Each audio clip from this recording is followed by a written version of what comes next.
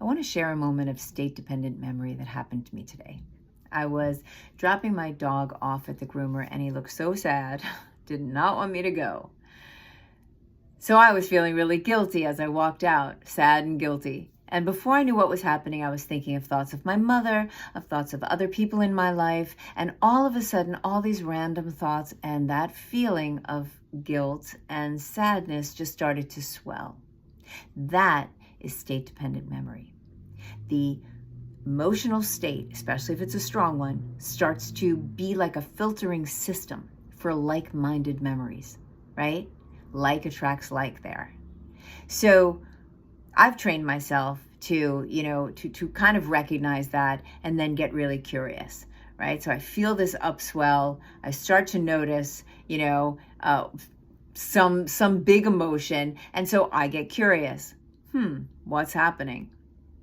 Now, I usually teach this in my class in a way that most people can relate to, like with little arguments that explode. So let's say something like your spouse or a family member drops a wet towel on the bed and you're like, damn it, I told you countless times, don't do this. What, don't you ever listen to me?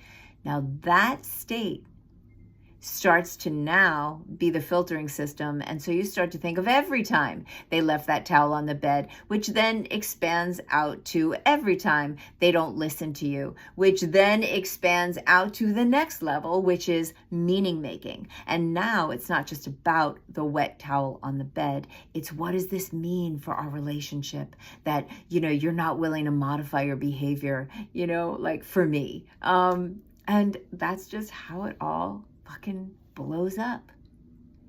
State-dependent memory. The emotional state becomes the through line through all those memories. So the next time somebody says, it was such a little thing, why are you blowing it out of proportion? Well, now you fucking know, right? State-dependent memory. It's a bitch.